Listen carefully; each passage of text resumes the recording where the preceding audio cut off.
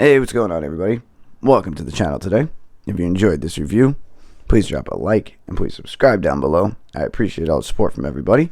And we have a Nike SB box in front of us, which happens to be a Nike SB Zoom Blazer Mid PRM, which stands for premium, men's size 12, and the colorway is Lilac Court Blue Copa, and the retail was $105 US.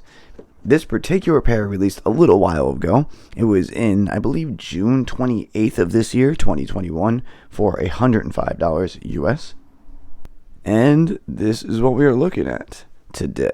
So, like I said, this is an older release. I will throw a photo up of two other pairs that released, I believe, alongside this or shortly after, and they had different colorways. One was a more solid black and white. Other you saw was a mix of blue and tan and some other colors. I think overall this is a solid book, or a solid look, and a solid buy. If you're a Blazer collector, these are pretty cool. The Blazers usually run, I believe, $85 to $95. I think the Zoom Blazer is $95, but I've seen them go for $85. These are $105, so they're a little higher than normal, but I do like what they did in terms of the Mosaic theme, the cut kind of patchwork, styling, and the use of materials is different too, so it's nice.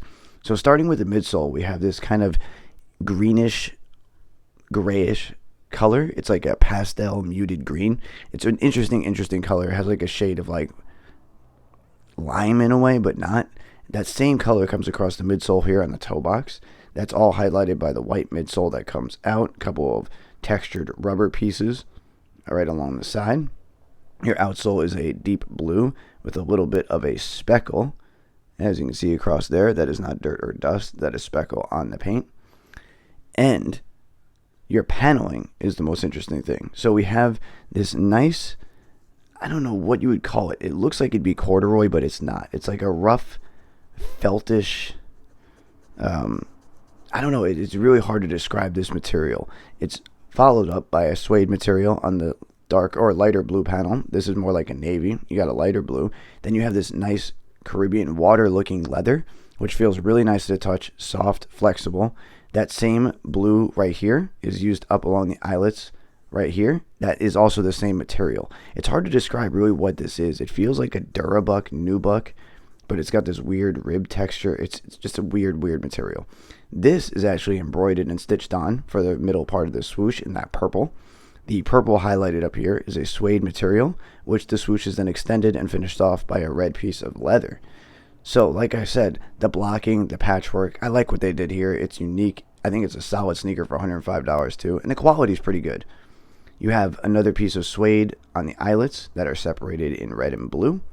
Coming around to the back of the heel, you have this kind of mesh tag area, which has the Nike stitched on in multiple colors of stitching, which I like. It's actually a nice touch. I can't remember the last time I saw Nike actually do a multicolored stitch of their branding on the back of a heel of a sneaker. I know it's a very weird, minute thing to notice, but I'm curious about that. Here is a blue leather stripping coming across the back. Your medial side has a nice light blue leather on top of that bluish suede. Purple mesh paneling here. It's like a backpack material. Same usage of material on the rest of the swoosh in that blue. Followed up by that purple suede on the bottom. There's a look at kind of like a beechwood colored suede toe box. Red laces coming up a mesh tongue in a white material. Your SB tag on the tongue is made from a leather in kind of like a soft red. Your lining is also in that soft reddish pink. And your insole, so your insole is a deep blue there with the Nike SB Zoom Air printed on. This is the only pair of laces you get with them, is the red with the clear tips, nothing else included. A little bit of a shame.